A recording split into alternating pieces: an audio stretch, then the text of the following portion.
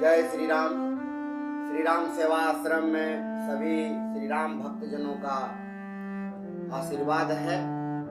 आज नए वीडियो में लेकर आए हैं कि जब श्री रामचंद्र जी कौशल्या माता से आशीर्वाद लेने के लिए गई तो पुत्र और माता की ममता ने पूरे संसार को झकझोर कर रख दिया कि किस प्रकार माता ने अपने हृदय में पत्थर रखकर अपने ज्येष्ठ पुत्र राम को वनवास जाने के लिए भेजना मजबूरी हो गया और किस प्रकार से रामचंद्र जी अपने माता को छोड़ करके धर्म की रक्षा के लिए अपने कर्म को करने के लिए 14 वर्ष का वनवास के लिए अयोध्या से निकलने की पूरी तैयारी कर ली। दोहा में वर्णित है, समाचार ते ही समय सुनी सिया उठिय कुलाई जाई सासु पद कमल जुग बंदी बेठी सिरुनाई। सियावर रामचंद्र की जय। उसी समय यह समाचार जब सुन लिया कि हमारा पतिदेव 14 वर्ष के लिए वनवास जा रहे हैं, यह अयोध्या राजकाज छोड़ करके, तो उनकी पत्नी सीता बहुत ही बेचैन और विकल भावना से वहां पर पहुंची और वहां पहुंचकर बैठ गई और अपने सास कौशल्या के पास जाकर उसके चरण कमलों में वंदना कर सिर नीचा करके बैठ गई और वह अपने इष्ट देवी देवता को स्मरण करने लगी कि हे प्रभु, हे भगवान, ये आज कैसा अनर्थ हो गया कि मैं एक राजकुमारी और एक राजा का पुत्र वधू, नामी प्रतापी राजा दशरथ का पुत्र वधू, वीरों के वीर,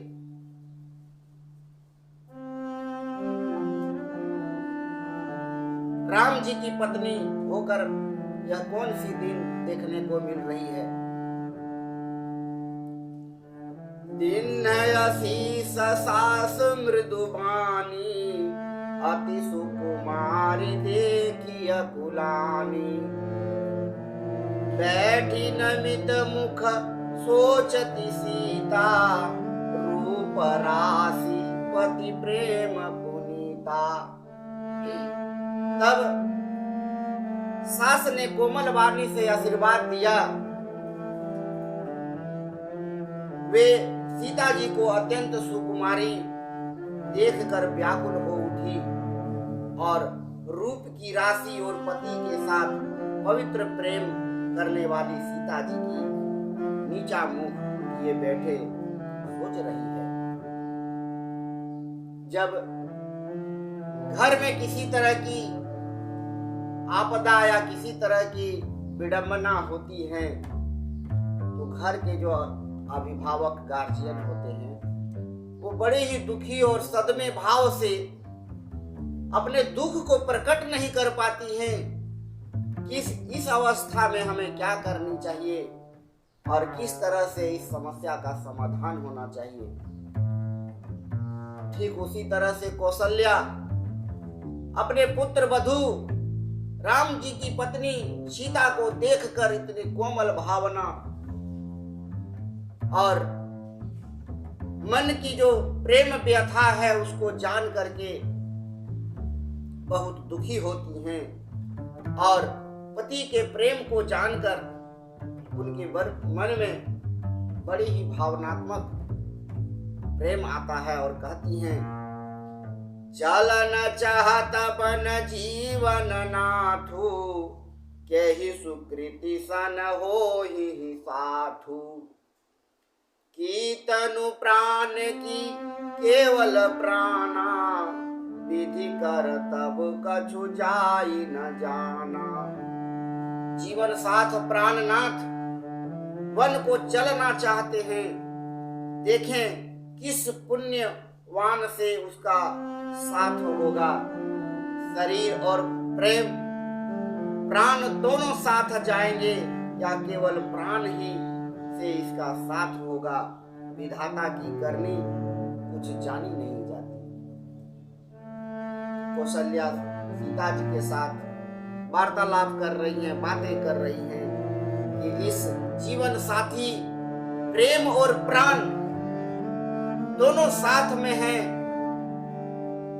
अब यह किस धर्म संकट को मानती है और क्या आगे होने वाला है, भगवान इस महिमा को कोई नहीं जान सकता। चारु चरण नख लेखती धरनी, नुपुर मुखर मधुर कवि भरनी। मानहु प्रेम बस विनती करही, हमहि सिय पद जनि परिहरहि। सीता जी अपने सुंदर चरणों के नखों से धरती कुरेद रही है। ऐसा करते समय नुपुरों का जो मधुर शब्द हो रहा है, कवि उनका इस प्रकार वर्णन करते हैं कि मानो प्रेम की बस में होकर नुपुर यह विनती करती है कि सीता जी के चरण कभी हमारा त्याग न करें। अब अयोध्या की धरती की जो मिट्टी है, सीता उस चरण कमल से उसको टटोल रही है।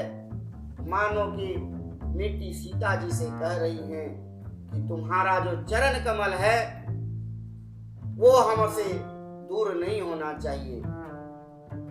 धरती माता भी कहती हैं कि हे सीता, क्या तुम इस धरती को भी तुम भी छोड़कर चली जाएगी क्या?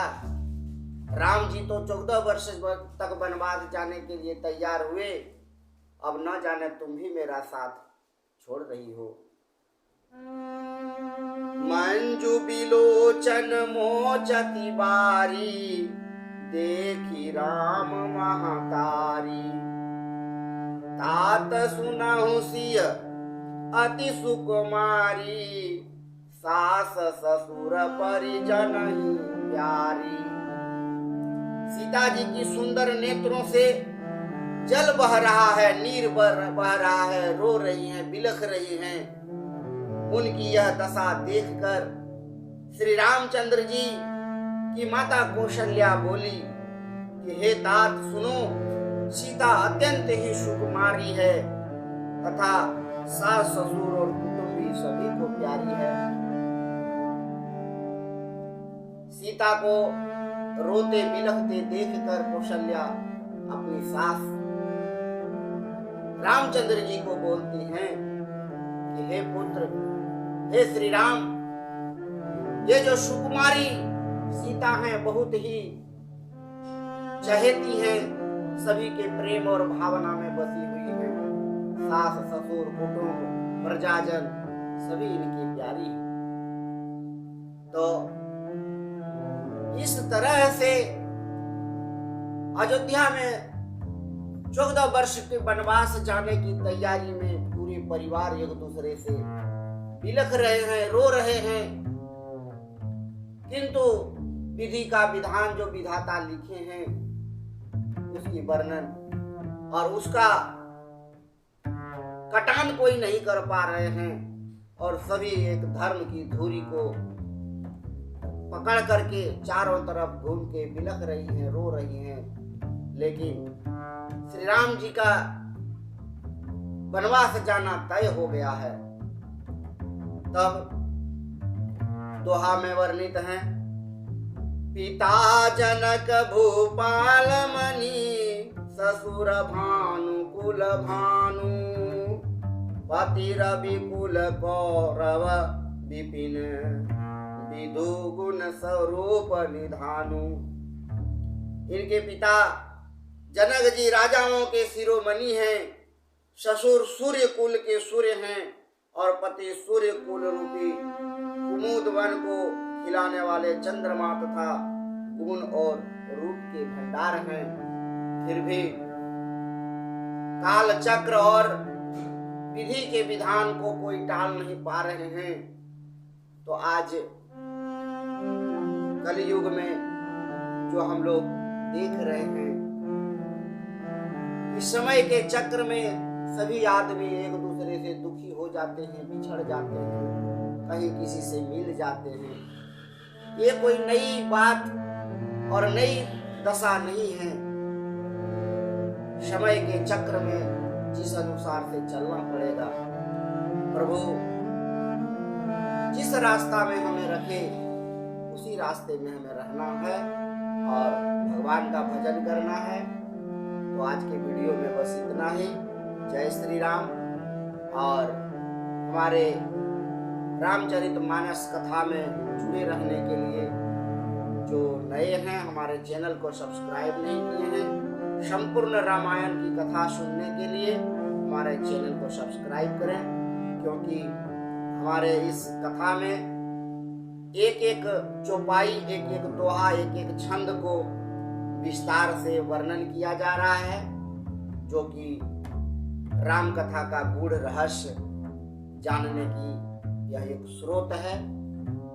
तो श्री राम सेवा आश्रम की ओर से सभी भक्तजनों का आशीर्वाद है।